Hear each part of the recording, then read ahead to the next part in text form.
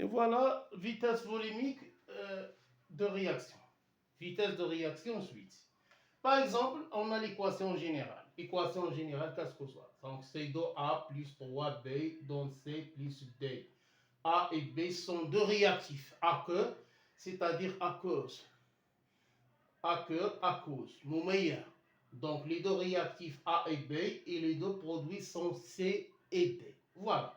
1,0, c'est quoi 1,0? C'est la quantité de matière de A initiale. 1,1, c'est la quantité de matière de B initiale. Ici, 0,0. Donc, pour compléter le tableau d'avancement, ici, c'est 1,0 moins 2x. Voilà le coefficient stoichiométrique. Ici, c'est 1,1 moins 3x. Ici, on a 0, x, 0 plus x. Ici, c'est 0 plus 4x. De là jusque-là, c'est 1,0 moins 2x max. Ici, c'est 1,1 moins 3x max. Ici, c'est x max, 4x max.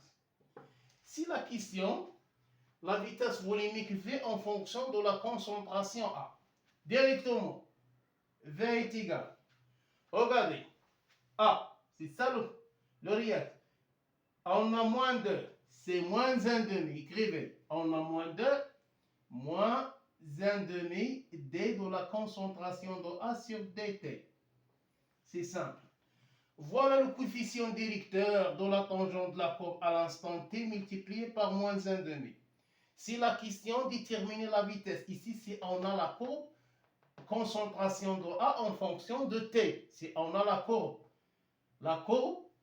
concentration de A en fonction de t, voilà l'expression de la vitesse. D sur dt, c'est le coefficient directeur. C'est la même chose que dx sur dt. C'est ça le coefficient multiplié par moins 1,5. C'est quoi la concentration de A? C'est la quantité de matière divisée par le volume. C'est moins 1,5 d de n de A sur dt et faire sortir le volume. C'est quoi la concentration de A? C'est 1A sur VA. VA constante, en faire sortir VA de la dérivée et je détermine l'expression de la vitesse en fonction de la concentration, ici en fonction de 1A. Les deux questions. Déterminer l'expression de la vitesse en fonction de la concentration, c'est simple, et en fonction de 1A. La même chose pour B. La vitesse, c'est quoi? C'est, regardez B, c'est moins 3, c'est moins 1 tiers d de la concentration de B sur dt. Je remplace B par 1 de B sur VA, c'est la même chose, est égal à moins 1 sur 3, volume solution d de 1 de B sur d de t. C'est quoi 1 de B? C'est la quantité de matière. Ici, vitesse en fonction de quoi? De la concentration de B. Ici, c'est de la concentration en fonction de la quantité de matière. Regardez pour C. Ici, on a quoi? 1. Donc, vitesse volumique, c'est 1 sur 1. Dans les réactifs, toujours dans l'expression de la vitesse, on a le C moins, car le coefficient directeur négatif fois quelque chose qui est négatif, donc dans le vitesse positive, toujours vitesse volumique positive. Donc, pourquoi? Parce que les courbes de réactifs, toujours, sont des fonctions croissantes. Si on a par exemple A, c'est fonction croissante, parce que c'est un réactif. Qu'est-ce que ça veut dire? Les réactifs diminuent au cours du temps. Les réactifs, au cours d'une transformation chimique, les réactifs disparaissent et de nouveaux produits apparaissent. Donc, toujours, le coefficient directeur de la tangente de la courbe, c'est toujours négatif. Je choisis 2 points. Voilà, 2 points. A moins B sur TA moins TP, c'est quelque chose qui est négatif, multiplié moins 1,5, donc quelque chose qui est positif.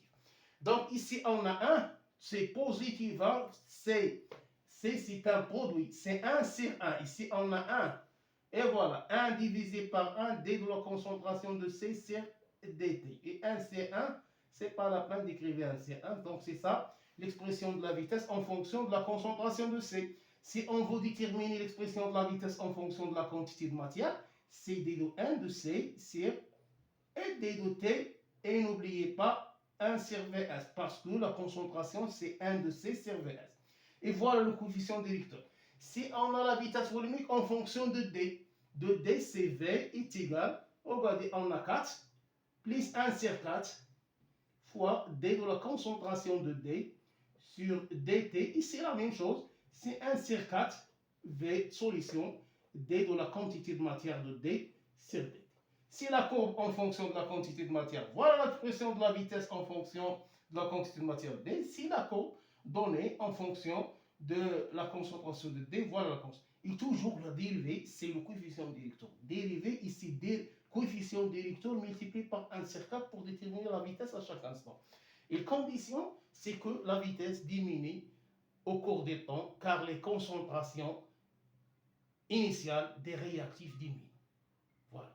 Donc toujours, la vitesse diminue au cours du temps, car les concentrations des réactifs diminuent au cours du temps. Ici, on parle de quoi? De facteur cinétique. Le facteur cinétique, c'est les concentrations initiales des réactifs. Et on parle de la température. Si on augmente la température, la vitesse volumique augmente. Si on diminue, et vice-versa, c'est-à-dire si on diminue la température, la vitesse volumique diminue. Et voilà comment on détermine l'expression de la vitesse, cas général, comment on détermine l'expression de la vitesse.